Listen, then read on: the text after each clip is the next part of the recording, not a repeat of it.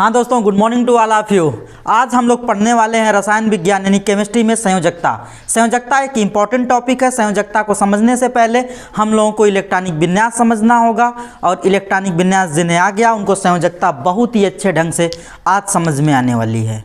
तो जिनको इलेक्ट्रॉनिक विन्यास नहीं आता, वीडियो के नीचे लिंक दी गई है, आप उस पर जा करके पहले इलेक्ट्रॉनिक विन्यास सीख लें। अगर आपको इलेक्ट्रॉनिक विन्यास आ जाएगा तो फिर संयोजकता पढ़ने में आपको काफ़ी मज़ा आने वाली है। तो संयोजकता होती क्या है और क्यों होती है, इसके बारे में आज हम बात करेंगे। तो संयोजकता, यह जो संयोजकता होती है इसको निकालना पड़ता है कि संयोजक, पहले हम देखते हैं संयोजकता कहते किसे हैं। संयोजकता किसी तत्व के संयोग करने की क्षमता उस तत्व की संयोजकता कहलाती है। यानी कि किसी तत्व के संयोग करने की क्षमता, कोई तत्व कितना संयोग कर सकता है, तो संयोग करने की क्षमता उस तत्व की संयोजकता कहलाती है। और यह क्षमता हमको पता कैसे चलती है? क्षमता पता चलती है उसके बाहरी कोश में उपस्थित इलेक्ट्रॉनों के द्वारा। किसी भी परमाणु के बाहरी कोश में जितने इलेक्ट्रॉन होंगे उसी के आधार पर हम संयोजकता उसकी निर्धारित करेंगे। तो चलिए हम पहले बात कर लें कि संयोजकता कोई तत्व संयोग करता क्यों है, क्या आवश्यकता है उसको संयोग करने की, क्यों जितने उसके बाहरी कोश में इलेक्ट्रॉन है उतना लेकर के रहे, क्या ज़रूरत है किसी दूसरे के साथ मिलने की, क्या ज़रूरत है किसी दूसरे के साथ जुड़ने की, क्यों वह किसी दूसरे के साथ संयोग करना चाहता है। तो सभी तत्वों को बाहरी कोश में 8 इलेक्ट्रॉनों की आवश्यकता होती है, और जिनके बाहरी कोश में 8 इलेक्ट्रॉन हैं वे संयोग नहीं करते। जिनके बाहरी कोश में 8 इलेक्ट्रॉन नहीं हैं वे 8 इलेक्ट्रॉनों को पूरा करने के लिए, बाहरी कोश में 8 इलेक्ट्रॉनों को पूरा करने के लिए किसी दूसरे तत्व के साथ साझेदारी करते हैं या किसी तरीके से संयोग करते हैं कि जिससे उनके बाहरी कोश में 8 इलेक्ट्रॉन हो जाएं। और यही 8 इलेक्ट्रॉनों को पूरा करने के लिए की गई साझेदारी, स्थानांतरण या कोई ऐसी व्यवस्था जिसके द्वारा वह दूसरे परमाणु से मिल करके अपने बाहरी कोश में 8 इलेक्ट्रॉन पूरा कर लेते हैं, इसी को हम क्या कहते हैं? संयोजकता। यही घटना क्या कहलाती है? संयोजकता कहलाती है। तो देखिए, अगर किसी तत्व के बाहरी कोश में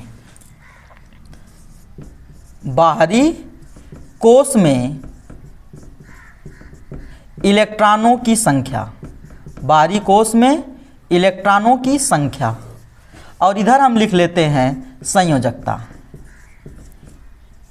यदि किसी तत्व के बाहरी कोश में इलेक्ट्रॉनों की संख्या 1 है तो उस तत्व की संयोजकता 1 होगी। बाहरी कोश में इलेक्ट्रॉनों की संख्या 2 है तो संयोजकता 2 होगी। 3 है तो 3 होगी। 4 है तो 4 होगी। 5 है तो 3 होगी। 6 है तो 2 होगी। 7 है तो 1 होगी। 8 है तो 0, क्योंकि अभी अभी हमने बताया कि सभी तत्व अपने बाहरी कोश में 8 इलेक्ट्रॉन बनाना चाहते हैं, तो जिसके बाहरी कोश में 8 इलेक्ट्रॉन है वह कोई भी संयोग नहीं करेगा, और जब संयोग नहीं करेगा तो उसकी संयोजकता 0 होगी। अब देखिए कि बाहरी कोश में इलेक्ट्रॉनों की संख्या 1 है तो उसकी संयोजकता 1 ही क्यों होती है, जबकि उसको चाहिए तो 7। बाहरी कोश में 1 इलेक्ट्रॉन है, उसको अपना अष्टक पूरा करना है, यानी कि बाहरी कोश में 8 इलेक्ट्रॉन बनाने हैं, तो इसको आवश्यकता तो 7 की होती है, फिर भी इसकी संयोजकता 1 क्यों होती है। जैसे सोडियम आपने पढ़ा होगा, परमाणु क्रमांक 11, तत्व का नाम क्या है? सोडियम। प्रतीक चिन्ह इसका है Na। अब इसकी अगर हमको संयोजकता निकालनी है तो सबसे पहले हमको करना होगा इसका इलेक्ट्रॉनिक विन्यास। इलेक्ट्रॉनिक विन्यास करेंगे तो 1s2, 2s2, 2p6 और 3s1 होगा। पहले कोश में 2 इलेक्ट्रॉन, दूसरे कोश में 8 इलेक्ट्रॉन और तीसरे कोश में 1 इलेक्ट्रॉन। यानी कि सोडियम के बाहरी कोश में इलेक्ट्रॉनों की संख्या कितनी है? 1 है।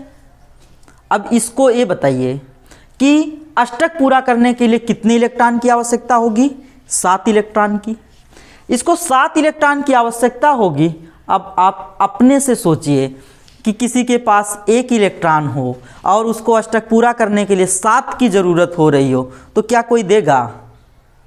अरे पहले से गरीब आदमी है, इसके पास 1 ही इलेक्ट्रॉन है, तो कि कोई इसको 7 देगा नहीं। अब जब ये 7 कोई इसको देने के लिए तैयार नहीं होगा तो यह क्या करेगा? यह अपना 1 इलेक्ट्रॉन त्याग देगा, 1 इलेक्ट्रॉन निकाल देगा बाहर, किसी को 1 इलेक्ट्रॉन दे देगा। जब यह किसी को एक इलेक्ट्रॉन दे दिया, सपोज दैट इसने एक इलेक्ट्रॉन निकाल करके दे दिया, अब दे दिया, अब जब कक्षा में इलेक्ट्रॉन नहीं तो उस कक्षा की कोई आवश्यकता नहीं, क्योंकि कक्षा तो वही मानी जाती है ना जिसमें इलेक्ट्रॉन हो, और जब बाहरी कोश से इलेक्ट्रॉन निकल गए तो वह कक्षा टूट गई। अब बाहरी कोश में इलेक्ट्रॉनों की संख्या कितनी बची? अब तो 2 ही कक्षाएं बची। जब 2 कक्षाएं बची तो यहाँ पर दूसरी कक्षा में 8 इलेक्ट्रॉन उपस्थित हैं। अब यह इसकी संयोजकता हो गई पूरी, और यह किसी दूसरे के साथ मिल करके एक अस्थायी यौगिक का निर्माण करेगा। मान लीजिए यहीं पर सोडियम की जगह मैग्नीशियम हो तो परमाणु क्रमांक हो जाएगा 12, और यहाँ पे इलेक्ट्रॉनिक विन्यास हो जाएगा 2, और बाहरी कोश में इलेक्ट्रॉनों की संख्या 2 हो जाएगी। जब बाहरी कोश में इलेक्ट्रॉनों की संख्या 2 हो गई तो इसको भी कितने की आवश्यकता है? 6 की आवश्यकता है। जैसे जब इसको 6 की आवश्यकता है, इसके पास 2 ही इलेक्ट्रॉन हैं, तो इसको कोई 2 इलेक्ट्रॉन है तो कोई 6 इलेक्ट्रॉन देगा नहीं। क्यों? क्योंकि यह काफ़ी गरीब है। अब इसको जब कोई 6 इलेक्ट्रॉन नहीं देगा तो यह भी उसके सोडियम की तरह यह भी क्या करेगा? अपने बाहरी कोश से 2 इलेक्ट्रॉन किसी को दे देगा, और जिसको देगा उसके साथ जुड़ जाएगा, तो इसकी संयोजकता कितनी हो जाएगी? 2 हो जाएगी। चूंकि अष्टक पूरा करना होता है तो 1 इलेक्ट्रॉन अगर बाहरी कोश में तो भाई 7 कोई नहीं देने वाला। जब 7 नहीं देने वाला तो यह इलेक्ट्रॉन क्या करता है? त्याग देता है, और त्याग करके यह अपने बाहरी कोश को तोड़ देगा, और बाहरी कोश को तोड़ने के बाद अब केवल 2 ही कोश बचेंगे। जब केवल 2 ही कोश बचेंगे तो बाहरी कोश में 8 इलेक्ट्रॉन उपस्थित होंगे। इसी तरीके से किसी के बाहरी कोश में 2 इलेक्ट्रॉन है तो उसे 6 इलेक्ट्रॉनों की आवश्यकता होगी, कोई 6 नहीं देगा। बाहरी कोश में 3 इलेक्ट्रॉन है तो उसको 5 की आवश्यकता होगी, तो उसको भी 5 इलेक्ट्रॉन कोई नहीं देता है, तो वह भी अपने 3 इलेक्ट्रॉनों को त्याग देता है। बाहरी कोश में 4 इलेक्ट्रॉन है, अगर 4 इलेक्ट्रॉन है तो कोई इसको 4 इलेक्ट्रॉन दे सकता है, 4 इलेक्ट्रॉन से संयोग कर सकता है, 4 अलग अलग परमाणुओं से यह ले सकता है, तो इसकी संयोजकता कितनी हो जाती है? 4 हो जाती है। अब उसके बाद यदि बाहरी कोश में 5 इलेक्ट्रॉन है तो कमी तो उसको कम की है ना, जितना उसके पास है उससे कम इलेक्ट्रॉन चाहिए। अब ये अमीर आदमी थोड़ा सा हो गया, जब अमीर हो गया 5 इलेक्ट्रॉन इसके बाहरी कोश में हो गए तो 3 कोई इसको आसानी से देगा, और जब 3 दे देगा तो यह अपना अष्टक पूरा कर लेगा। हाँ, 3 से ज़्यादा भी यह नहीं ले सकता। 3 से अगर ज़्यादा लेगा तब तो फिर इसकी संयोजकता गड़बड़ हो जाएगी, क्योंकि 8 ही इलेक्ट्रॉन बनाने हैं बाहरी कोश में। तो जितनी आवश्यकता होती, परमाणु बहुत शरीफ और सीधे होते हैं, इनको जितनी आवश्यकता होती है उतना ही ग्रहण करते हैं, या उतने के साथ ही साझेदारी करते हैं। तो जब इसके बाहरी कोश में 5 इलेक्ट्रॉन है तो आवश्यकता इसको कितने की है? 3 की है, और यह दूसरे परमाणुओं से 3 इलेक्ट्रॉन ले लेता है या उनके साथ साझेदारी कर लेता है। अब बाहरी कोश में 6 इलेक्ट्रॉन है तो 2 इलेक्ट्रॉन कोई इसको आसानी से दे सकता है, तो इसकी संयोजकता 2 हो जाएगी। क्यों? क्योंकि उसने 3 लिया या 2 लिया, तो जितना वह ग्रहण किया या जितना लिया या जितने से साझेदारी करी वही उसकी संयोजकता कहलाती है। तो बाहरी कोश में 6 इलेक्ट्रॉन है तो संयोजकता 2 हो गई, बाहरी कोश में 7 इलेक्ट्रॉन है तो संयोजकता 1 हो गई। ठीक, 8 इलेक्ट्रॉन है तो इसकी संयोजकता 0 होती है। यह अक्रिय गैसें जो आवर्त सारणी के लास्ट में हैं उसको जो है अक्रिय गैसें कहते हैं। उनके बाहरी कोश में 8 इलेक्ट्रॉन होते हैं। पूरी आवर्त सारणी में केवल 18वें ग्रुप को छोड़ करके किसी भी तत्व के बाहरी कोश में 8 इलेक्ट्रॉन नहीं होते हैं। सारे तत्व संयोग करते हैं, एक दूसरे से जुड़ करके अपने अष्टक को पूरा करते हैं। तो संयोजकता निकाल लेंगे आप लोग। बाहरी कोश में 1 इलेक्ट्रॉन आया इलेक्ट्रॉनिक विन्यास करने पर तो संयोजकता 1 होगी। बाहरी कोश में 2 इलेक्ट्रॉन आया तो संयोजकता 2। बाहरी कोश में 3 इलेक्ट्रॉन आया तो संयोजकता 3। बाहरी कोश में 4 इलेक्ट्रॉन आया तो संयोजकता 4। बाहरी कोश में 5 इलेक्ट्रॉन आया तो संयोजकता 3। बाहरी कोश में 6 इलेक्ट्रॉन आया तो संयोजकता 2। बाहरी कोश में 7 इलेक्ट्रॉन आया तो संयोजकता 1। और बाहरी कोश में 8 इलेक्ट्रॉन आया तो वह संयोग नहीं करेगा, उसकी संयोजकता 0 होगी। ठीक, अब आगे हम देखते हैं कि संयोजकता कैसे होती है। संयोजकता कैसे होती है और यह तत्व संयोग कैसे करते हैं, परमाणु संयोग कैसे करते हैं। अगर हम संयोजकता को देखें तो यह 3 प्रकार की होती है। पहली को हम लोग कहते हैं वैद्युत संयोजकता, दूसरी होती है सहसंयोजकता और तीसरी होती है उपसहसंयोजकता। उपसहसंयोजकता, तीनों संयोजकताएं अलग अलग प्रकार की होती हैं। तो आज हम पहली संयोजकता पढ़ेंगे वैद्युत संयोजकता। लेकिन संयोजकताएं कितने प्रकार की? वैद्युत संयोजकता, सहसंयोजकता और उपसहसंयोजकता। तो पहले हम वैद्युत संयोजकता के बारे में जानें। वैद्युत संयोजकता किसे कहते हैं? तो वैद्युत संयोजकता में इलेक्ट्रॉनों का स्थानांतरण होता है। वैद्युत संयोजकता में इलेक्ट्रॉनों का स्थानांतरण होता है। इसको आप लोग याद रखिए कि वैद्युत संयोजकता में क्या होता है? इलेक्ट्रॉनों का स्थानांतरण होता है। और यह इलेक्ट्रॉनों का स्थानांतरण कैसे होता है? कौन से तत्व इलेक्ट्रॉनों के स्थानांतरण के द्वारा जुड़ते हैं आपस में? तो जैसे आपने नमक, सोडियम क्लोराइड NaCl का नाम सुना होगा।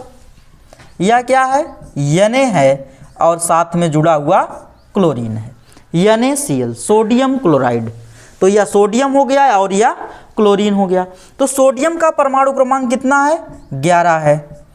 अगर हम इसका इलेक्ट्रॉनिक विन्यास करें तो 1s2, 2s2, 2p6 और 3s1। पहला कोष 2, दूसरा कोष 8 और तीसरे कोष में 1 इलेक्ट्रॉन। क्लोरीन, क्लोरीन का परमाणु क्रमांक होता है 17। इलेक्ट्रॉनिक विन्यास करें 1s2, 2s2, 2p6, 3s2 और 3p5। 2 2 4 6 4 10, 2 12 5 17। पहले कोष में 2 इलेक्ट्रॉन, दूसरे कोष में 8 इलेक्ट्रॉन और तीसरे कोष में 7 इलेक्ट्रॉन। पहले कोष में 2 इलेक्ट्रॉन, दूसरे में 8, तीसरे में 7। यानी कि क्लोरीन के बाहरी कोष में 7 इलेक्ट्रॉन हैं, जबकि सोडियम के बाहरी कोष में 1 इलेक्ट्रॉन है। और अभी अभी हम लोग देखे कि जिसके बाहरी कोष में 7 इलेक्ट्रॉन होता है उसकी संयोजकता 1 होती है, और जिसके बाहरी कोष में 1 इलेक्ट्रॉन होता है उसकी भी संयोजकता 1 होती है। तो देखें दोनों कैसे संयोग करते हैं कि इनके बाहरी कोष में इलेक्ट्रॉन भी 8-8 हो जाते हैं और इनकी संयोजकता भी 1 ही रहती है और दोनों आपस में जुड़ भी जाते हैं। तो सोडियम के बाहरी कोष में 1 इलेक्ट्रॉन हमने बनाया सोडियम। इसमें कितनी कक्षाएं हैं? 3 कक्षाएं। पहली कक्षा में 2 इलेक्ट्रॉन, दूसरी कक्षा में 8 इलेक्ट्रॉन और तीसरी कक्षा में 1 इलेक्ट्रॉन। जबकि यहाँ पे बगल में क्लोरीन है, इसके पहले कक्षा में 2 इलेक्ट्रॉन, दूसरी कक्षा में 8 इलेक्ट्रॉन और तीसरी कक्षा में 7 इलेक्ट्रॉन। 1 electron, 2 electron, 3 4 5 6 7। अब देखिए इसके बाहरी कोष में 7 इलेक्ट्रॉन हो गए, 1 की इसको आवश्यकता है, जबकि इसके बाहरी कोष में केवल 1 इलेक्ट्रॉन है। अगर हम कहें क्लोरीन से कि 1 इलेक्ट्रॉन आप इसको दे दो, तो क्लोरीन 1 इलेक्ट्रॉन सोडियम को देगी? पगलाई है ये। 7 ठो इसके पूरे हैं, 1 ही की ज़रूरत है, तो अपना पूरा का पूरा दे दे? नहीं, इम्पॉसिबल है, ऐसा हो ही नहीं सकता, क्लोरीन करेगी ही नहीं। तो फिर क्या होगा? सोडियम के बाहरी कोष में 1 इलेक्ट्रॉन है, इसको 7 चाहिए। इसने ढेर सारे लोगों से मांगा, कोई देने के लिए नहीं तैयार हुआ। और जब कोई देने के लिए तैयार नहीं हुआ तो इसने एक युक्ति सोची, और इस युक्ति में सोचा कि मेरे पास तो 1 ही इलेक्ट्रॉन है, जिसको 1 की कमी हो उसको हम इलेक्ट्रॉन क्या करें? अपना दे दें। और जब यह अपना इलेक्ट्रॉन दे देगा तो इसकी संयोजकता क्या हो जाएगी? पूरी हो जाएगी। चलो, इसने इलेक्ट्रॉन दे दिया। यह इलेक्ट्रॉन किसने दिया? सोडियम ने दिया। तो यहाँ से इलेक्ट्रॉन निकल गया, और जब इलेक्ट्रॉन निकल गया तो इसके बाहरी कक्षा में क्या कोई इलेक्ट्रॉन है? नहीं है। तो यह कक्षा क्या हो गई? समाप्त हो गई। अब यहाँ पे कोई कक्षा नहीं है। तो बाहरी कोष में अब इलेक्ट्रॉनों की संख्या 8 हो गई, और इसने क्लोरीन को 1 इलेक्ट्रॉन दिया है, तो क्लोरीन का इन पे एहसान रहेगा कि नहीं? भाई क्लोरीन ने ग्रहण किया है। और जब क्लोरीन ग्रहण की तो सोडियम और क्लोरीन की एक दोस्ती बन गई और यह दोस्ती किसके रूप में हो गई, NaCl के रूप में दोनों आपस में जुड़ गए और इनके जुड़ने से बना नमक जो हमारे खाने का टेस्ट बढ़ाता है। अब यहाँ तो बात हो गई कि चलो सोडियम ने इलेक्ट्रॉन दिया, क्लोरीन ने ग्रहण किया, इसके पश्चात क्या बन गया, सोडियम क्लोराइड बन गया, NaCl बन गया, नमक बन गया। तो और भी कोई प्रभाव पड़ा इन पे, इलेक्ट्रॉन को अपनी कक्षा से निकालने के बाद क्या कोई प्रभाव पड़ा, तो देखते हैं। सोडियम कोई भी परमाणु है उसमें होता है नाभिक और बाहरी, और नाभिक के बाहर इलेक्ट्रॉन चक्कर लगाते हैं और जिस रास्ते पर चक्कर लगाते हैं उनको कक्षाएं कहा जाता है। तो नाभिक में क्या होता है, नाभिक में प्रोटॉन होता है और न्यूट्रॉन होता है। प्रोटॉन पर प्लस चार्ज होता है, यानी कि नाभिक का आवेश कैसा होता है, धनात्मक होता है। इलेक्ट्रॉन इसके बाहरी कक्षा में चक्कर लगा रहा होता है। इलेक्ट्रॉन पर कौन सा आवेश होता है, ऋण आवेश होता है। तो भाई नाभिक में कौन सा आवेश है, धनावेश है। नाभिक के बाहर जो कक्षाएं हैं जहां इलेक्ट्रॉन चक्कर लगा रहा है उस पे कौन सा आवेश है, ऋणावेश है। तो सोडियम का परमाणु क्रमांक होता है 11, यानी इसमें प्रोटॉनों की संख्या या धन आवेशों की संख्या कितनी होती है, 11 होती है। और इलेक्ट्रॉनों की संख्या भी कितनी होती है, 11 ही होती है। क्यों, क्योंकि किसी भी परमाणु में जितने प्रोटॉन होते हैं उतने ही इलेक्ट्रॉन होते हैं, इसीलिए परमाणु क्या होता है, उदासीन होता है। चलिए हम बना करके देखते हैं। सोडियम में प्रोटॉनों की संख्या कितनी होगी, 11 होगी। क्यों, क्योंकि इसका परमाणु क्रमांक 11 होता है। किसी भी तत्व में उपस्थित प्रोटॉनों की संख्या ही उसका परमाणु क्रमांक होती है। अब देखिए इसमें 11 प्रोटॉन है, यानी 11 धन आवेश हैं। 1 2 3 4 5 6 7 8 9 10 और 11 इसमें क्या है, धन आवेश हैं। और इलेक्ट्रॉनों की संख्या भी कितनी होती है, प्रोटॉनों की संख्या के बराबर होती है। तो इलेक्ट्रॉनों की संख्या भी कितनी है, 11 है। यानी 1 2 3 4 5 6 7 8 9 10 और 11। तो एक धन और एक ऋण यह मिल करके, यानी एक प्लस और माइनस मिल करके न्यूट्रल हो जाते हैं, उदासीन हो जाते हैं। यहाँ पे एक प्लस एक माइनस मिलकर के क्या हो गए, उदासीन हो गए। किसी भी परमाणु में जितना धन आवेश होता है उतना ही ऋण आवेश होता है, इसीलिए परमाणु क्या होता है, हमेशा उदासीन होता है। लेकिन अभी सोडियम ने एक गुनाह किया है। क्या किया, इसने अपना इलेक्ट्रॉन ही दूसरे को दे दिया। जब इसने अपना इलेक्ट्रॉन दूसरे को दे दिया तो यहां से एक इलेक्ट्रॉन निकल गया। 11 प्रोटॉन थे, 11 न्यूट्रॉन थे। अब हुआ, 11 प्रोटॉन थे और 11 इलेक्ट्रॉन थे।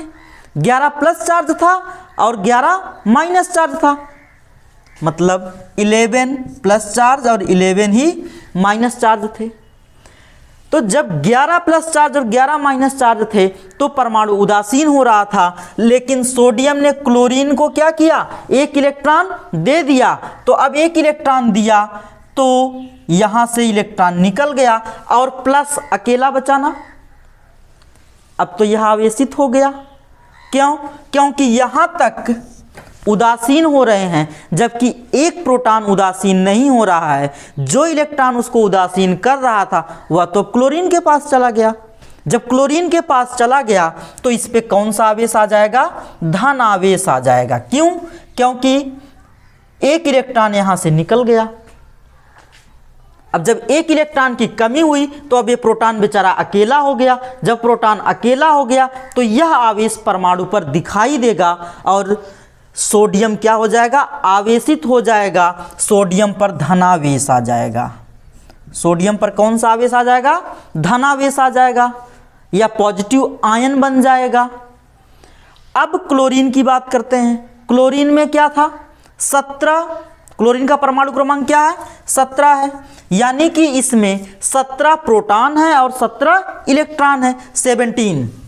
17 प्रोटॉन है और 17 इलेक्ट्रॉन है। 11 हम लोग यहां तक बनाए थे। चलो 12 13 14 15 16 और 17 इलेक्ट्रॉन भी सेम है। और पहले क्लोरीन का परमाणु भी क्या था, उदासीन ही था। क्यों? क्योंकि इसमें जितने प्रोटॉन थे उतने ही इलेक्ट्रॉन थे।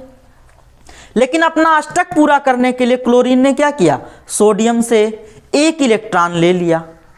और जब सोडियम से एक इलेक्ट्रॉन इसने ले लिया तो भाई इस पे तो प्रोटॉनों की संख्या कितनी है, 17 ही है। और एक इलेक्ट्रॉन लिया तो इलेक्ट्रॉनों की संख्या बढ़ गई, बढ़ करके कितनी हो गई, 18 हो गई। और इलेक्ट्रॉनों की संख्या जैसे ही बढ़ करके 18 हुई तो इस पे ऋणावेश आ गया। क्यों? क्योंकि उदासीन करने के लिए कोई धनावेश इसके पास है नहीं।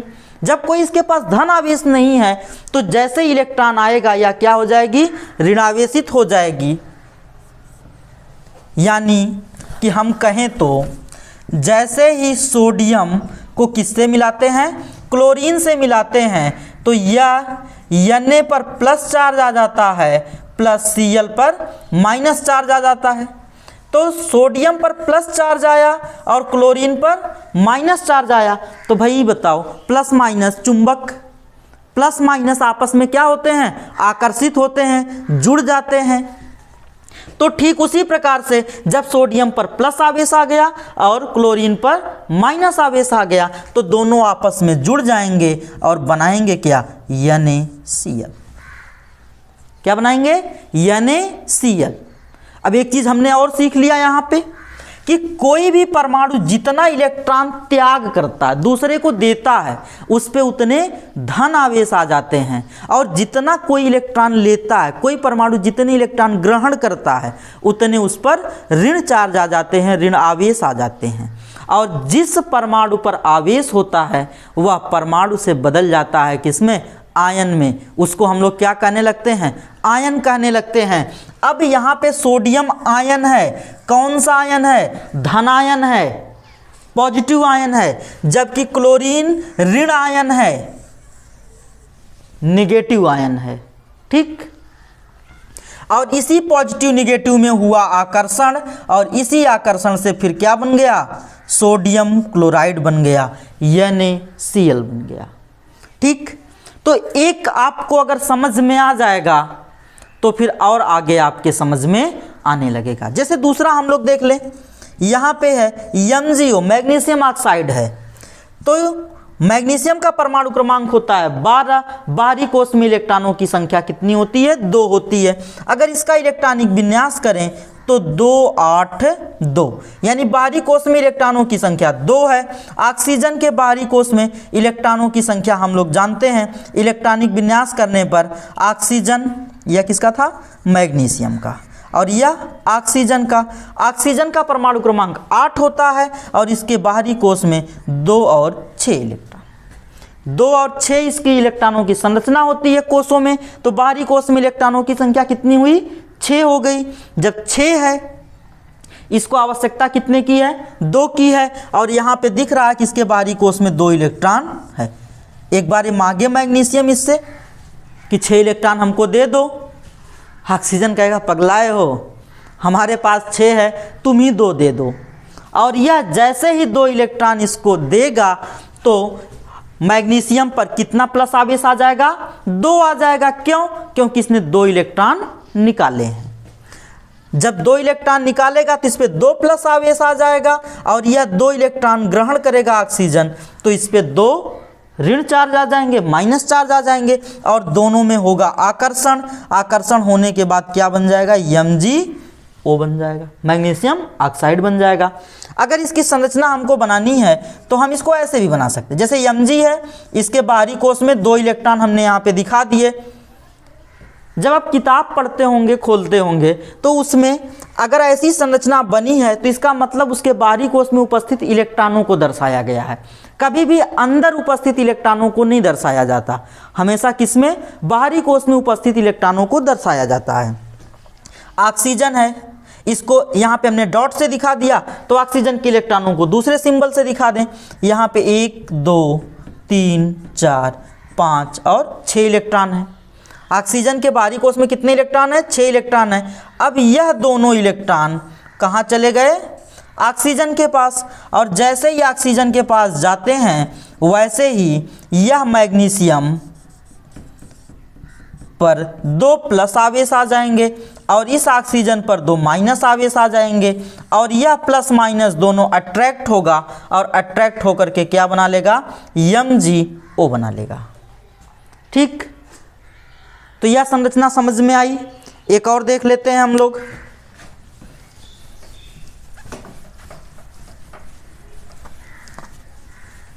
जैसे मान लीजिए यहां पर MgCl2,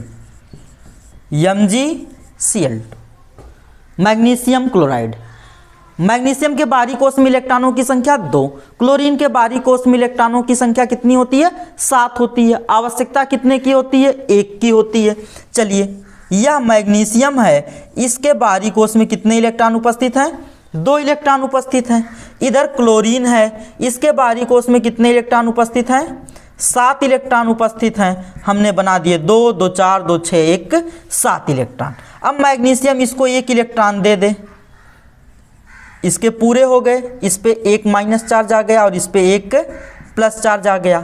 लेकिन क्लोरीन कितनी है, 2 है, तो 1 क्लोरीन इधर आ जाएगी। इसके भी बाहरी कोष में कितने इलेक्ट्रॉन हैं, 7 इलेक्ट्रॉन हैं। 2 2 4 2 6 1 7। मैग्नीशियम ने 1 इलेक्ट्रॉन इसको दे दिया, तो इस पे भी एक ऋण आवेश आ जाएगा और यहाँ पर क्या आ जाएगा, धन आवेश आ जाएगा। तो टोटल मैग्नीशियम पर हमने कितना देखा, मैग्नीशियम पर 2 धन आवेश आए, जबकि इसने 2 क्लोरीन को दिया, इस पे माइनस चार्ज और इस पे माइनस चार्ज। तो 1 इलेक्ट्रॉन को यह प्लस आकर्षित कर लिया और 1 क्लोरीन को यह आकर्षित कर लिया प्लस, और 1 क्लोरीन को यह प्लस आकर्षित कर लिया, तो दोनों मिल करके क्या बना दिए, MgCl2, मैग्नीशियम क्लोराइड। तो यही है संयोजकता। और यह संयोजकता होती किन में, देखो इसमें इलेक्ट्रॉनों का स्थानांतरण होता है। हमने बताया था कि वैद्युत संयोजकता में क्या होता है, इलेक्ट्रॉन का स्थानांतरण होता है। इलेक्ट्रॉन के स्थानांतरण से मतलब है कि इलेक्ट्रॉन एक परमाणु से निकल करके या एक परमाणु के बाहरी कोष से निकल करके दूसरे परमाणु के बाहरी कोष में चले जाते हैं। तो यहाँ पे जितनी संयोजकता देखी, चाहे हमने MgO का देखा हो, MgCl2 का देखा हो, NaCl का देखा हो, सब में इलेक्ट्रॉन निकल करके दूसरे परमाणु पर चले जा रहे थे। तो वैद्युत संयोजकता में क्या होता है, इलेक्ट्रॉनों का स्थानांतरण होता है, एक परमाणु से इलेक्ट्रॉन निकल करके दूसरे परमाणु पर पहुंच जाता है, और यही संयोजकता क्या कहलाती है, वैद्युत संयोजकता कहलाती है। क्यों, क्योंकि इसमें धन और ऋण आयन बनते हैं, आवेश बनते हैं। तो ऋण और धन आवेश बनने के कारण यह संयोजकता क्या कहलाती है, वैद्युत संयोजकता कहलाती है। आई होप आपको यह वैद्युत संयोजकता समझ में आई होगी। एक बार वीडियो को आप दोबारा देख लीजिएगा, वैद्युत संयोजकता आपको क्लियर हो जाएगी। यदि आपको कोई परेशानी हो रही हो, समझने में कोई प्रॉब्लम हो रही है, तो आप कमेंट करें, हम दोबारा वीडियो बनाएंगे, आपकी समस्याओं का निराकरण होगा। अब जो बची हुई 2 संयोजकताएं हैं, सहसंयोजकता और उपसहसंयोजकता, इसको हम अगली वीडियो में देखेंगे। तब तक के लिए धन्यवाद। वीडियो को लाइक शेयर कमेंट करिए। Thank you.